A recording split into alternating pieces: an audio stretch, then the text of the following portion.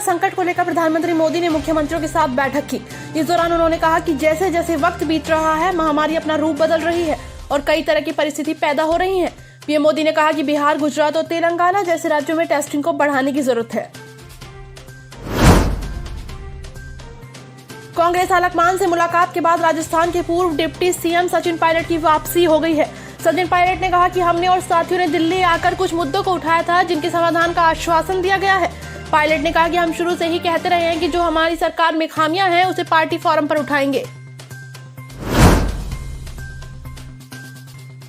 अपनी सरकार पर छाए सियासी संकट के बादल छटने के बाद सीएम अशोक गहलोत ने बीजेपी सरकार को जमकर घेरा। वहीं गहलोत ने अपने समर्थक विधायकों की हौसला अफजाई करते हुए कहा कि ये एक इतिहास बना है कि 100 से ज्यादा विधायक साथ रहे, लेकिन कोई टूटकर नहीं गया। गहलोत ने कहा कि जब तक मैं जिंदा हूं, तब तक उन लोगों का अभिभावक रहूंगा। पूर्व राष्ट्रपति प्रणब मुखर्जी दिल्ली के आर्मी अस्पताल में भर्ती हैं, जहां उनकी ब्रेन सर्जरी हुई है। ये सर्जरी खून के थक्के को हटाने के लिए की गई है। आर्मी अस्पताल ने एक बुलेटिन जारी करके बताया कि उनकी स्थिति नाजुक बनी हुई है, वो अभी वेंटिलेटर पर हैं।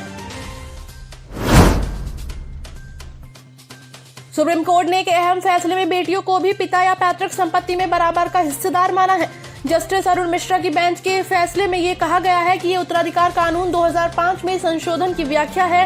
कोर्ट ने अहम टिप्पणी करते हुए कहा कि बेटियां हमेशा बेटियां रहती हैं, बेटे तो बस विवाह तक ही बेटे रहते हैं। सीरम इंस्टीट्यूट ऑफ इंडिया के सीईओ अदर पुनावाला ने कहा है कि देश में दिसंबर तक कोरोना वैक्सीन होनी चाहिए। सीरम इंस्टीट्यूट ने ऑक्सफोर्ड यूनिवर्सिटी के साथ कोरोना वायरस की वैक्सीन बनाने के लिए साझेदारी की है। एसआईआई ने वैक्सीन के साथ 10 करोड़ खुराक उत्पादन करने के लिए गावी और bill and Melinda Gates foundation के साथ गठजोड़ किया है।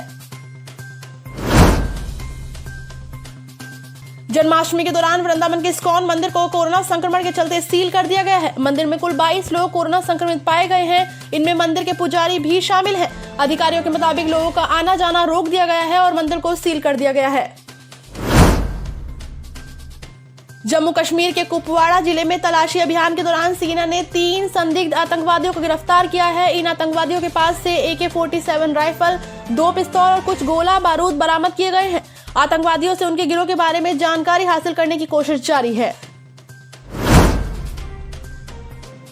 कोरोना वायरस को लेकर एक राहत की खबर सामने आ रही है। रूस का दावा है कि उन्होंने दुनिया की पहली कोरोना वायरस की वैक्सीन तैयार कर ली है।